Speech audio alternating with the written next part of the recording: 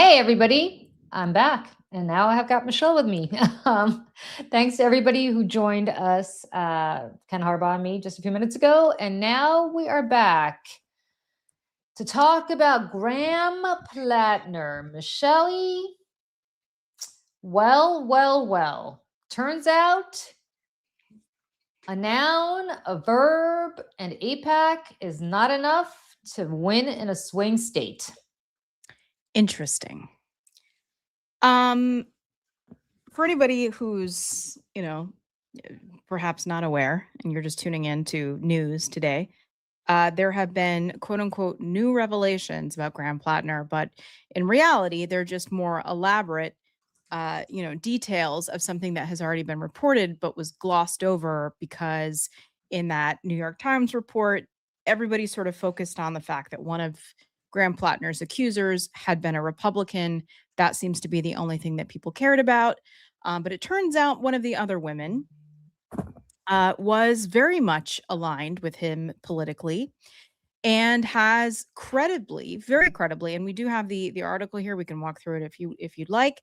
Very credibly accused him of rape. And I do want to say here that, the good folks over at the Bulwark, Sarah Longwell does focus groups for a living outside of working for the Bulwark. And Sam Stein tweeted this out about an hour ago, said, prior to today's revelations, we conducted focus groups with Maine Democratic voters.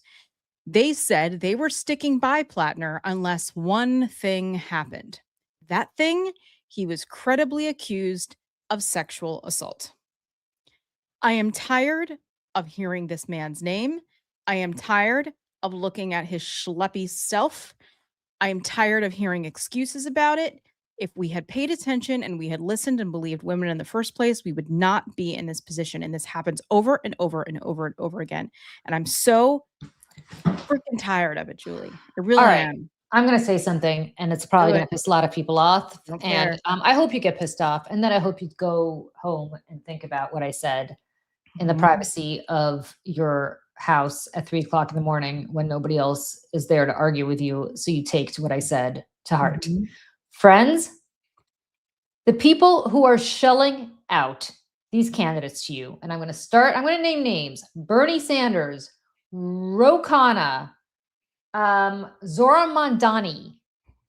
These people have no fucking clue how to win in swing districts, swing states, swing races. You know why? Because Vermont's a really Democratic state. And you know why else? Because New York City is a really Democratic city. And you know what else? So is the district in California where Ro Khanna comes from. And so is Massachusetts where Elizabeth Warren comes from. Their only priority is going way to the left so that they can win in a Democratic primary. They're very good at winning primaries. They're really shitty at winning general elections.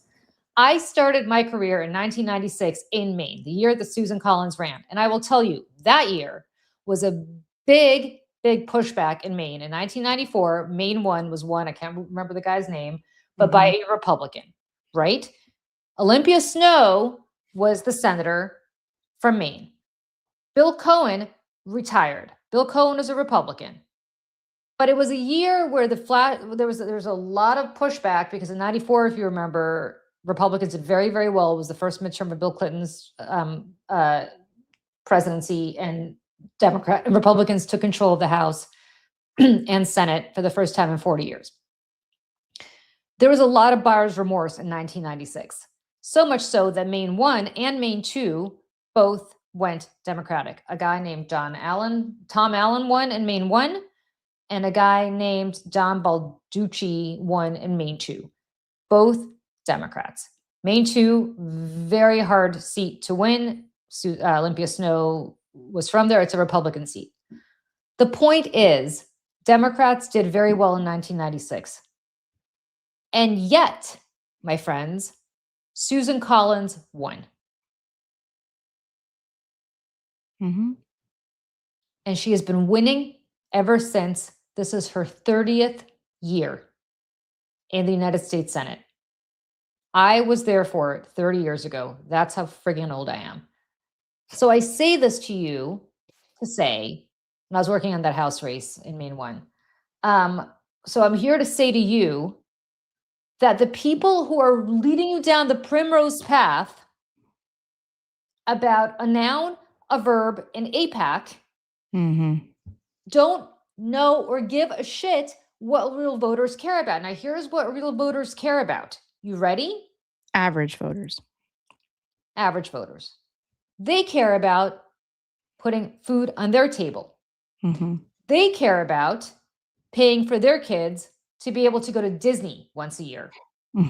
They care about making sure they have enough money to buy the Little League uniform or the soccer cleats or the violin or whatever the hell their kids are, the Teenage Mutant Ninja Turtle action figures, all of it. All of it. They don't like Nazi tattoos. They never have. They don't like somebody motherfucking gay people because a lot of them are gay, or black people because some of them are black up in Maine, or women. They don't like to hear women being abused or harassed. And every time that you come out there and say, well, these women are either Republican plans or AIPAC put them up to it, or it's some vast conspiracy by Chuck Schumer to discredit Graham Platner. No. How about it's just women who are saying that they were harassed or disrespected or now raped by the candidate who should have been vetted. So stop. Like, is there nothing in between a 90-year-old Janet Mills, she's not 90, but a really old Janet Mills who was part of the establishment, and a Chuck Schumerite, and I get it, not my cup of tea either. And this guy, is there nobody in the entire state of Maine who was not one of those two people? And nobody. I'm sorry, Michelle. Apparently not. No. And like, I'm seeing some of the comments right now, and it's really pissing me off because yet again, we are being forced to make a choice between two things that we don't want. And one of them is really, really, really bad. Yep. And I will not sit here and let anybody, I don't care who you are, tell me that I need to excuse a rapist while the same people are out here talking about the files rightly, which we all should be. And I'm telling, oh, Julie, I'm so angry. I'm so angry. And these people that are like, oh, well, the Republicans do this, and they're like, tough shit. I don't care. We're not the Republicans. The Republicans have done this, and this is where the country is. We are at a standstill, and we are looking down the barrel of losing democracy in the United States of America forever because of that. So are we going to join in the fun so that the far left can meet the far right in 2028 and vote for Tucker Carlson because they hate Israel and they all hate Jews? I'm sick of it. And I won't sit here and allow anybody to excuse rape. It is outrageous. And if you're somebody who is out here doing that, you need to take a good look at yourself in the mirror. And let me tell you something, friends. I'm going to read a list of people as of half an hour ago who now, if I can pull it up, have said that they are not, no longer supporting Graham Platner, right? Chuck Schumer, Kirsten Gillibrand, right? Who's the head of the DSCC. Ken Martin, the chair of the Democratic National Committee. I will go on. Elizabeth Warren endorsed him in the primary. Martin Heinrich, senator from New Mexico. Khanna, one of his early supporters. They all called on him to drop out. Mark Kelly, Alyssa Slotkin, John Ossoff, Cory Booker, Adam Schiff. Ruben Gallego, who was a staunch supporter of his, withdrew his endorsement. Ed Markey, who supported him last month, withdrew support. Our Revolution, the progressive organization formed to continue the goals of Senator Bernie Sanders' 2016 presidential campaign, said it is withdrawing its endorsement and calling on Platner to drop out. However, Michelle, Bernie Sanders has yet to comment on the news. Of course, because listen, he doesn't give a shit about women. He doesn't. He is Trump. Never has, never will. Never has, never will. Doesn't give a shit about them. You know why? Because a noun, a verb, AIPAC, billionaires, and performative working class lobster man bullshit, despite the fact that P.S. this guy is not working class. Believe me, he went to... No, he's not. He went to Hotchkiss, for God's sake. So yeah. So my point is this. All of these people, and I'm not talking about Chuck Schumer, who was never into Platner, and I'm not talking about Kirsten Gillibrand, who she was never into Platner, and a lot of these people, but Khanna and Elizabeth Warren and Ruben Gallego. Why is it that this fifth woman is credible? What about the first four?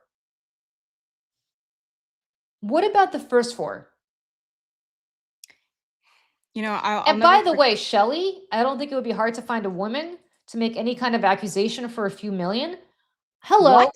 I am a woman who came forward against Roger Ailes, the most powerful man in media, and I made some pretty serious allegations about him.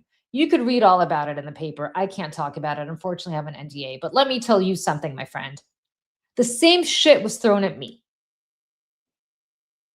because I'm a Democrat, and the Republicans were saying, well, of course, the Democrats just put her up to this. Of course, this can't possibly be true. She's a Democratic plant. No.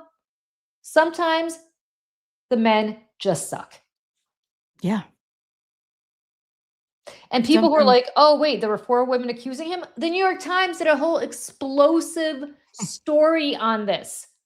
And the takeaway that people took from the story is that one of his accusers was a registered Republican, a woman he had dated. Nobody cared that he dated her, that she was a Republican. Suddenly, when she came forward and said, well, yes, as a matter of fact, I also am one of the women who he mistreated. Oh, no. She's a Republican. She's clearly making this up. This is what Trump said about E. Jean Carroll. This is what he said about every single one of his accusers. How men treat women says everything about them. Except, and I'm sorry, Luck Dragon, Julie, the difference between me and you is I've been a Democrat my whole life. I registered as a Democrat. I don't know who the fuck you are. I registered as a Democrat when I was 18. I registered as a Democrat when I was 15 years old. Oh no, unblock him. I want him to hear this.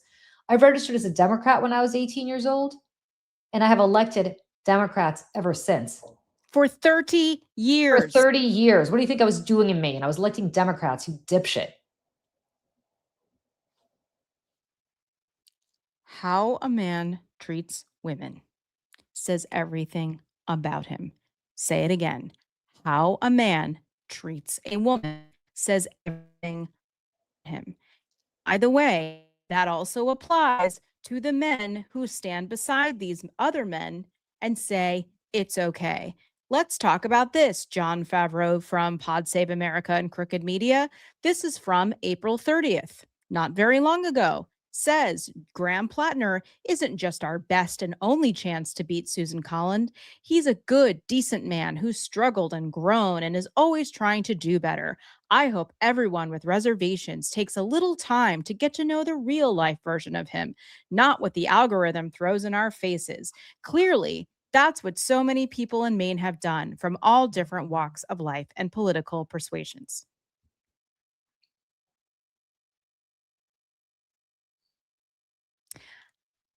Guys, I am just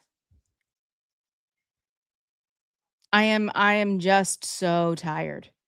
There is more than half the population of this country who lost a constitutional right a matter of a couple years ago. And yes, part of that problem was Susan Collins, and we need to vote her out. And there's probably no better year for us to do that than this year. And we nominated a guy with a Nazi tattoo on his body with credible accusations of rape, a history of racist and misogynistic comments. And apparently, this is what Jon Favreau was the best option. This is a security test, folks. We're not asking for much. We're asking for somebody who is a good and decent person, who also shares our values about affordability and a better life for people in this country. And for a lot of people coming at me trying to say, oh, you don't understand. Bullshit. I grew up in a blue collar American middle class family in northern New York on a long country road. You may see me here in my Manhattan apartment and think I've got it all that. I don't. I worked really, really hard to get here. And I got lucky because my dad had a union job and a pension that helped me get here. So I really don't want to hear about it. And I don't want to, I'm tired of this this cosplaying of working class America. And I look at my own district in New York 13, where Chevalier was elected in my district by white college educated gentrifiers.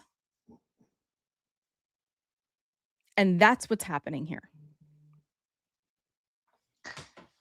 The fact that Bernie Sanders, having foisted this guy on us, having never even taken a moment to consider, and this is, by the way, goes for Khanna, goes for Elizabeth Warren, goes for all of them. And let me say this, I agree with Bernie Sanders on policy. I do. Yeah. I do.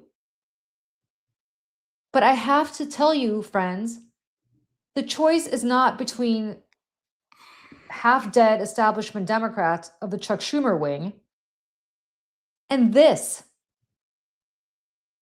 There has to be a better way. In fact, there was a better way, and there is a better way in Michigan. Her name is Mallory McMorrow, but unfortunately, the Chuck Schumer wing didn't want to get the fuck out. Mm-hmm. And you've got this wackadoodle El Sayed, who, by the way, if he becomes a nominee, you could kiss that seat goodbye. But they're really good at winning primaries, so he's going to be the Democratic nominee. Mm-hmm. And then that seat's going to go Republican. Everybody's focused on Maine. Keep your eye on Michigan. You disagree with El Sayed? You should look up some of the stuff El Sayed has said. Do you think it's going to go over well with black voters? Mm-hmm. In Detroit? Mm-hmm. Why? Why do you like El Sayed? Oh, that's right. A noun, a verb, AIPAC sucks. And also, billionaires suck. Mm-hmm. And he's not Chuck Schumer's candidate. Mm-hmm.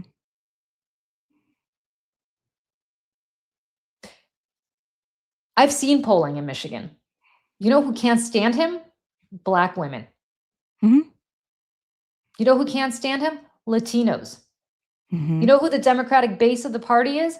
Those two certainly black women. You know who it's not? White, college-educated, affluent, progressives who have time to sit around thinking about Gaza. Well, and infantilize entire groups of people. And they decide that they get to tell them what they need and how they need to live and what they should be caring about.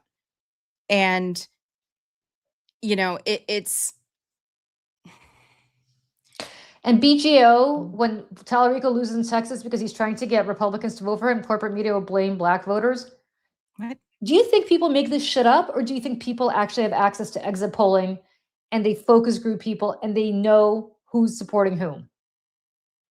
There's an actual science to this. There's a science to this. And I'm going to tell you a story. And I said it on my Substack the other day. And I've said it to Michelle 100 times. I'm going to say it too quickly. And then we're going to wrap this up because I just wanted to come on and just express my complete and utter disgust with where we are today. I did a focus group in 2021, in January of 21, right before Biden's inauguration. 4 focus groups over 4 nights. Night number 1, college-educated voters, mostly white. Night number 2, non-college educated voters, mixed of races, mostly white.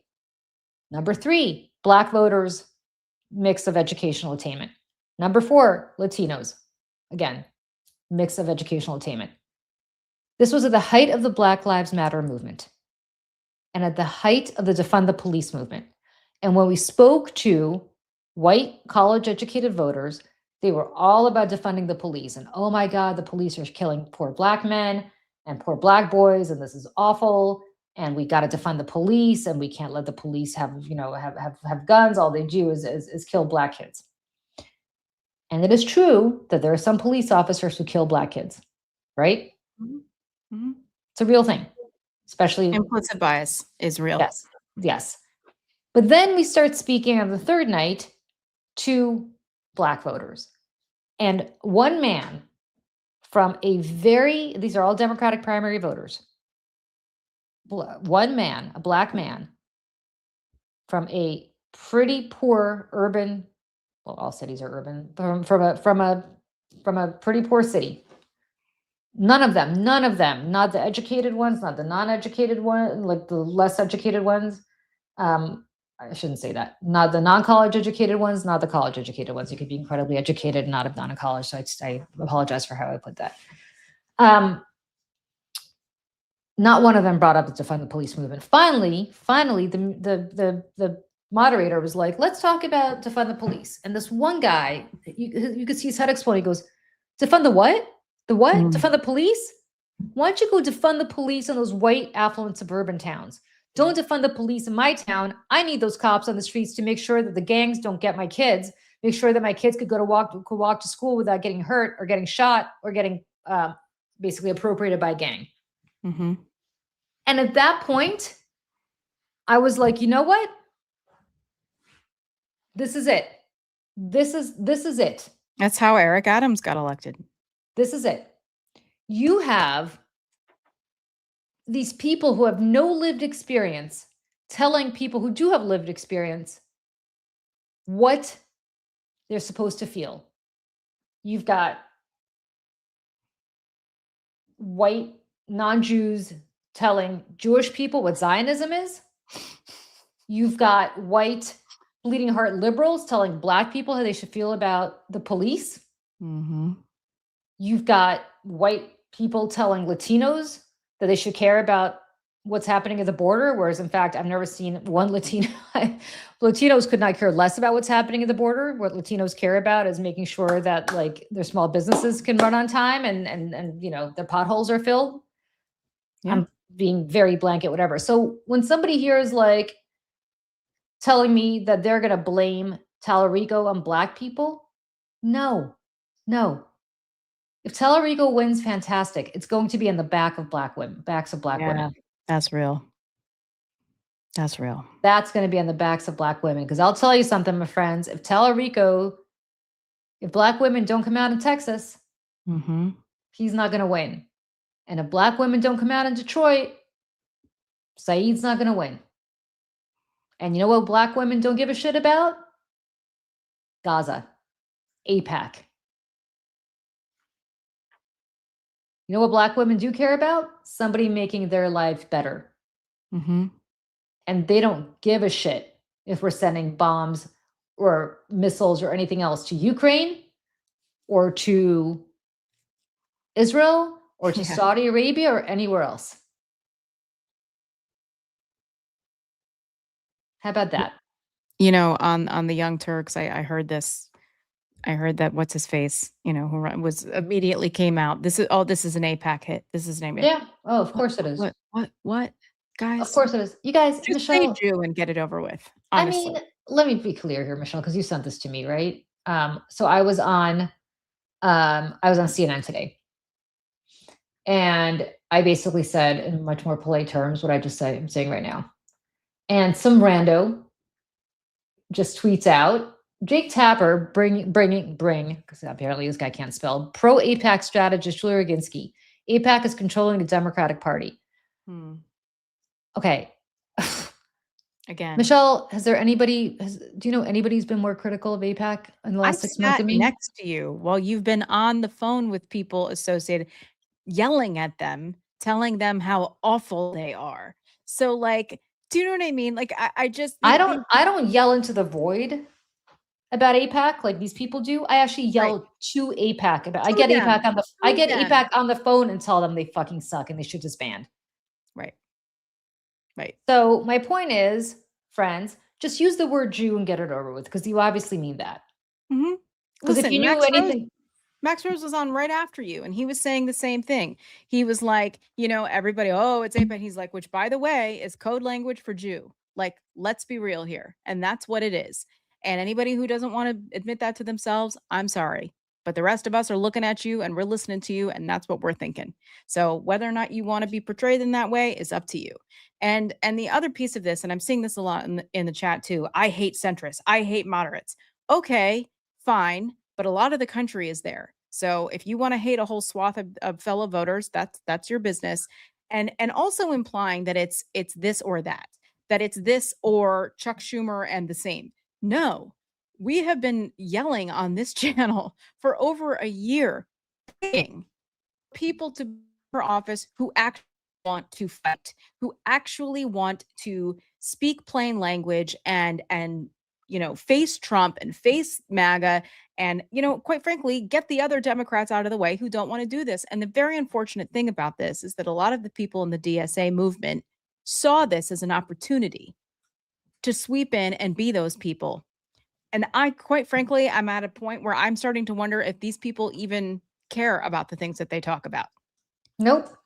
Because they would rather be in power and be proven right and take over the Democratic Party and stage a coup in a party that they really don't belong to than actually doing anything.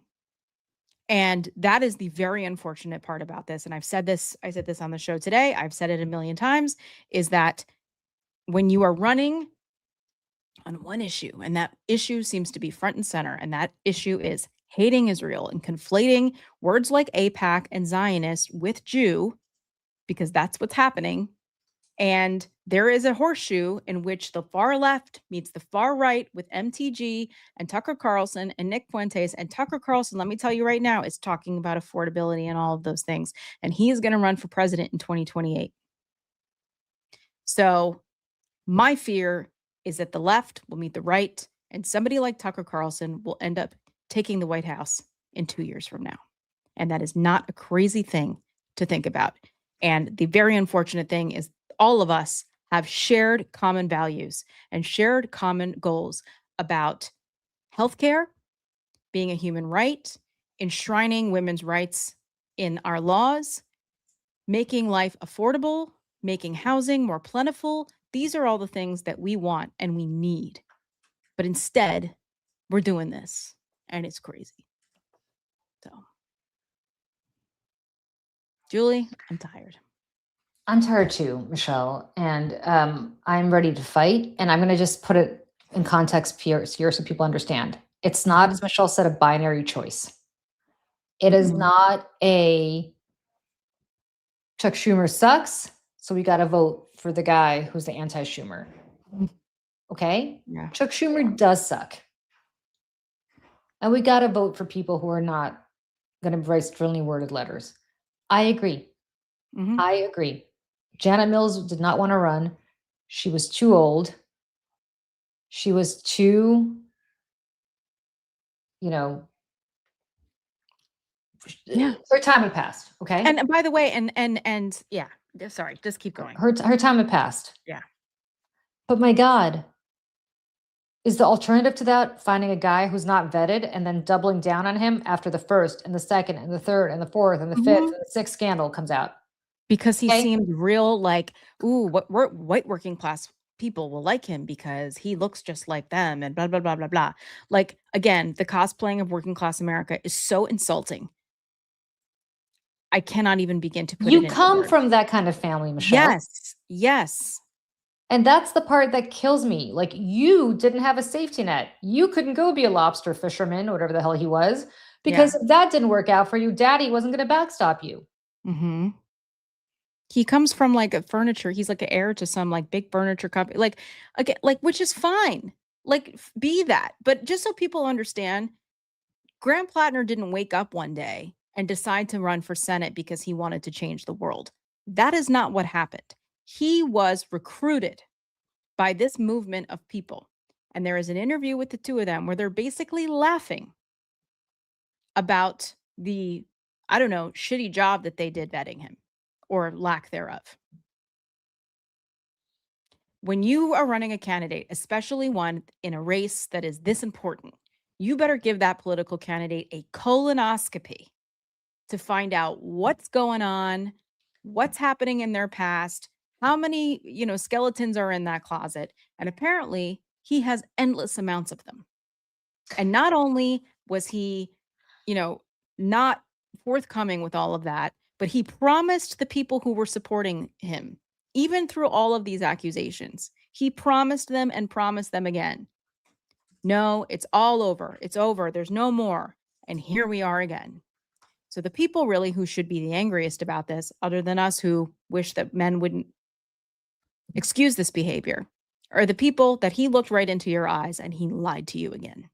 Yep, because I was on with Lulu Garcia Navarro from the New York Times, and she interviewed him after the second to last scandal, the third to last scandal, hard to say. And she said to him, is there anything else He looked her in the eye, said, "There's nothing else." Correct. Liar. Now, this campaign has known about this woman for a while.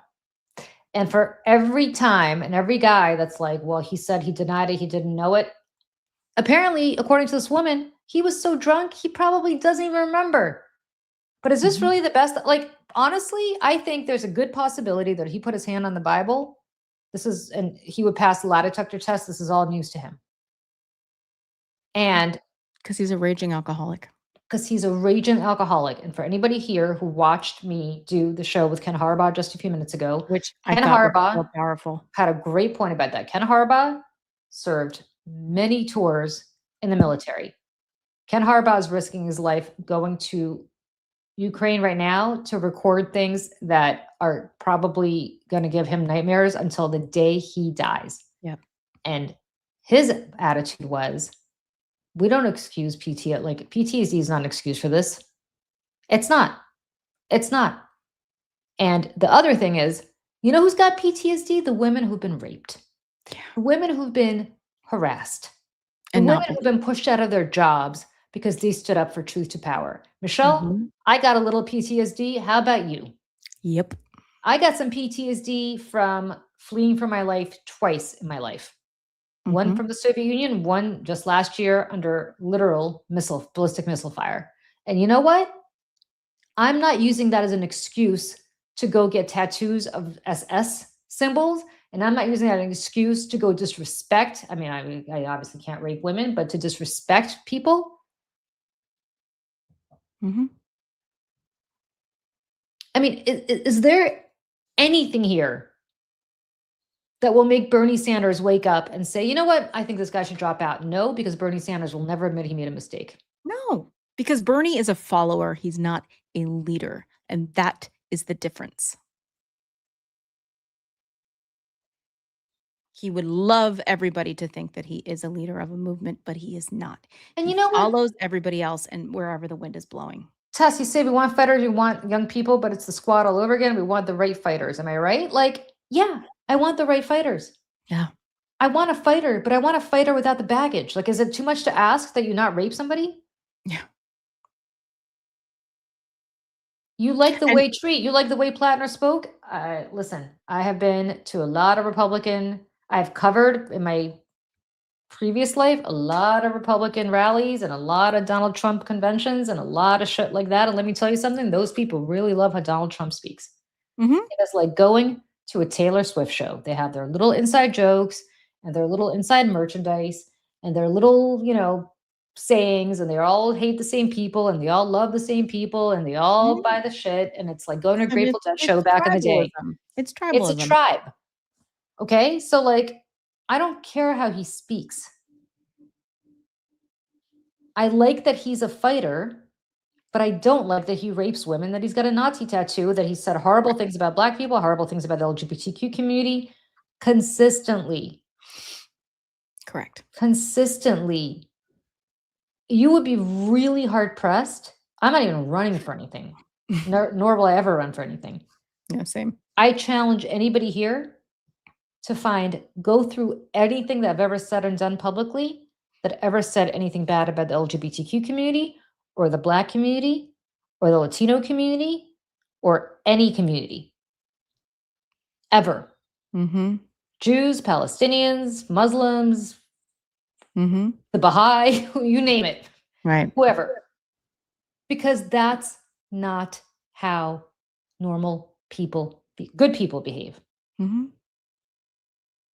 There's nothing wrong with being a flawed person. There is something wrong with being this kind of person. And that goes far beyond any flaw that I think any of us should tolerate. Paul, you asked me who do I think could win against Collins? Any number of people. Any number of people that knows how to fight. Any number of people that knows how to do it without alienating swaths and swaths and swaths of their own people. I mean, listen, as I said, I started my career out of Maine. I still have a lot of friends in Maine. I spoke to a very dear friend in Maine, a woman who has dedicated her life to electing women to office in Maine. And I asked her, I said, legitimately, are you going to vote for Susan Collins? Or are you going to vote for because and she's a lifelong Democrat. And she said, oh, I'm going to vote for Susan. I'm going to vote for Platner because it's too important because I want a Democratic Senate, but oh my God, this is so painful and this is so hard. Yeah. I mean, you guys, that's the kind of enthusiasm you want from women, from your base? I spoke to one of my best friends this afternoon who lives in Portland, Maine. Her husband is from there. And, she was like, this sucks. This sucks. This sucks. And she said that she saw Governor Mills at a production of Hairspray a couple weeks ago, and that everybody was going up to her, shaking her hand. She was like, she was such a good governor. She was so good at her job. And he's like, I get it. She's older or whatever. She's like, but this sucks. It sucks that she goes, I'm so embarrassed that our state couldn't find somebody better than this man. Yeah. And she goes, what's going to happen? I go, I don't know. I said, but they've got a week. You've got less than a week to find somebody new. Yep. Otherwise, the 14th. That's the deadline. 8 days. Tomorrow, a week from tomorrow. Yeah. So anyways, and my feeling about all this, and, we're trying to build this channel here, and we're, but at the end of the day, and I know Julie agrees with me, I'd rather have less people here who get it. And, if you don't, people disagree with us, that's fine. But we will never come on here and bullshit people because it's good for an algorithm. And we will never come on here and bullshit people, in opposition of how we actually feel because we think that it might be better for us professionally. We're never going to do that. We always come here and tell the truth. Yeah. Tree McGreen was a common knowledge. He has sexual assault accusations. The New York Times did an entire story about this. And the response before the primary. And the response from the professional left was, oh, no, this is just AIPAC or the Republicans or, it's a plant and they're just trying to destroy him. You guys, believe women. My God, just believe women. Because I'm going to tell you right now, I'm telling you this right now. First of all, get off the internet, at least crack open the newspaper. The algorithms are going to just completely. Can both things be true? Typically not. Typically not. Very, very, very rarely. I deal with this every single day in my other life. And I'm telling you right now, it is really hard to come forward. It is really hard to come forward. Most people don't. Most women don't because they don't want to hear it. I came forward in a really high profile case. I mean, I'm almost crying here because this is so upsetting to me. I came forward in a really high profile case. And I had a member of my own family say to me, you don't have any evidence. It's your word against his. Why are you coming forward? Oh my God, Julie. And that same member of the family said to me tonight, Graham Platner should sue this woman because there's no evidence. And maybe she did it, maybe he did it, maybe he didn't, but unless she has evidence, that's how hard it is for women to come forward. Because even if this woman had evidence in the form of, even if she did everything right, even if she went to the police the next morning and got a rape kit, you know what his answer would have been? It was consensual. Yep.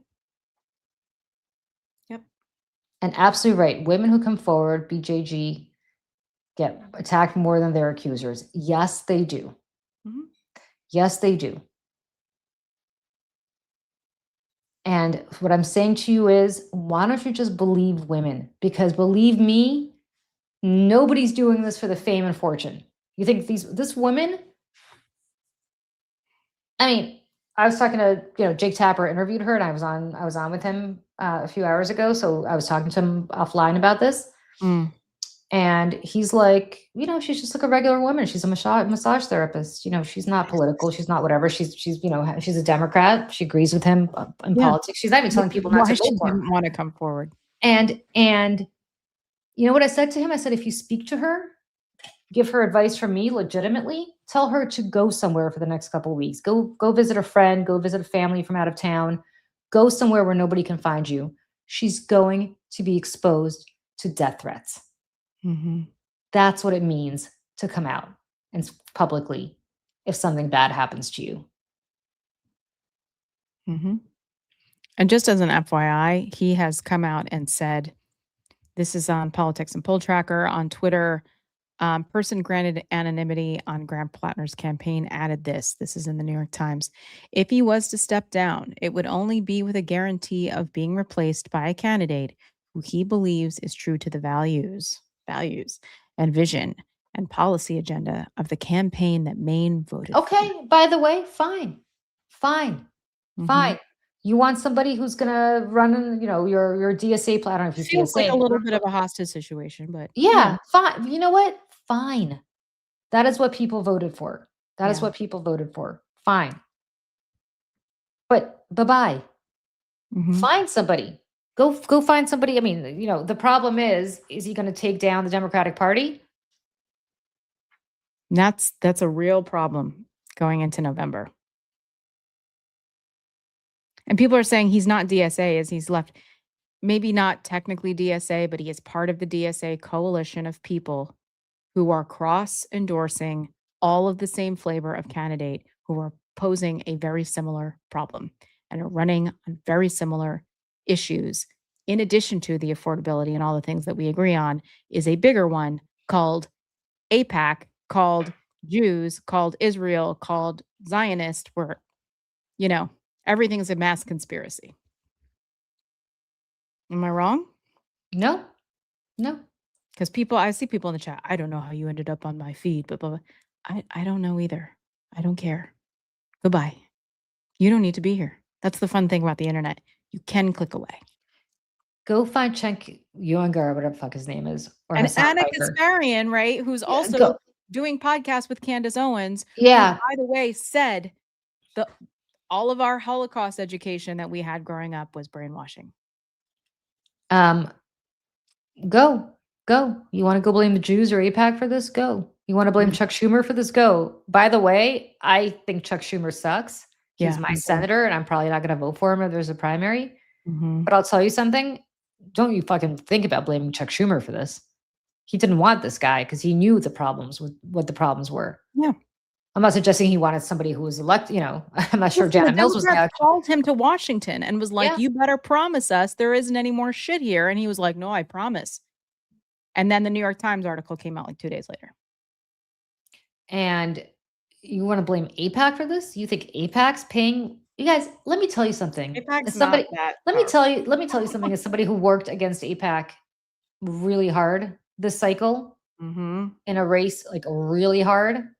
The canary in the coal mine race, like that's how hard I worked against AIPAC. They're not that good.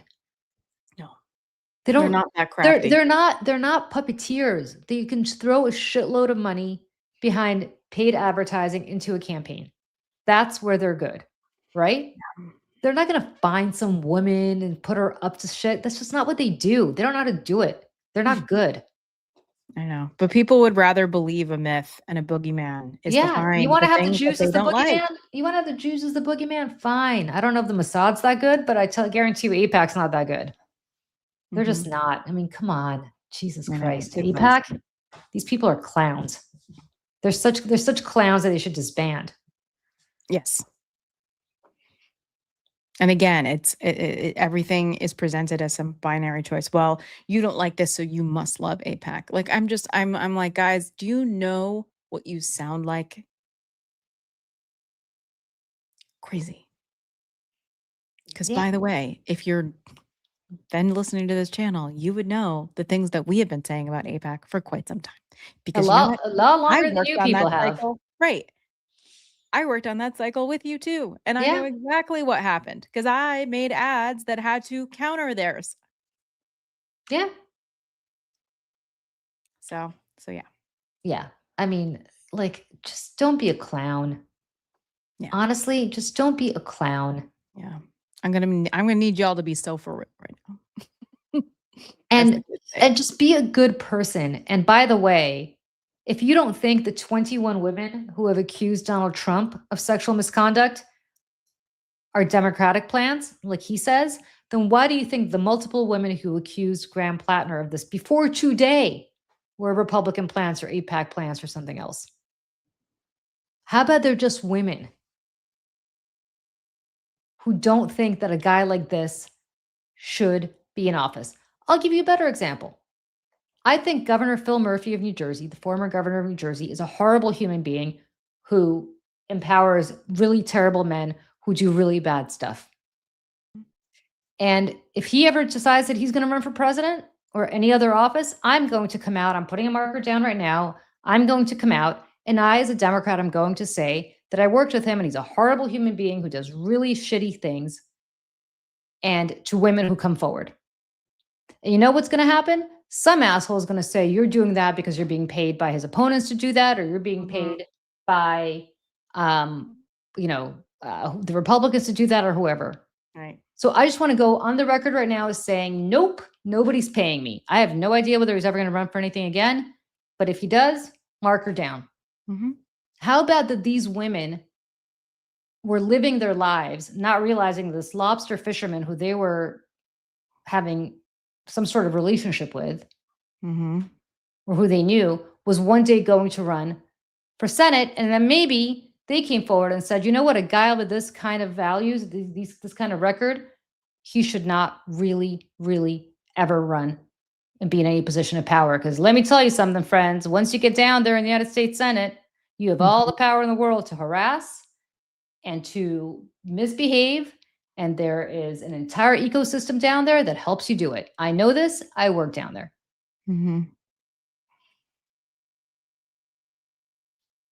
And if you want to blame anybody for this, blame Graham Platner, who knew this about himself. It should never have run. The thing about that ring, like Gollum, once they get a taste. The most selfish thing that this guy did was run. And the second most selfish thing was the Ro Khannas of the world and the Bernie Sanders of the world and Elizabeth Warrens of the world and all of these people. That allegation after allegation after allegation came forward, and they were like, no, no, no. And you know why right now? Do you want to know why today is the day they all came forward and said he's got to drop out? It's not because they give a shit about this woman more than they give a shit about any other woman. It is because they saw polling yesterday or 2 days ago that showed that he was going to lose. By the way, by a progressive poll that was put out with several different data points that had him losing to Susan Collins. If they thought that he was still going to win, if he was 20 points up, you better bet they would have doubled down on him. Yep.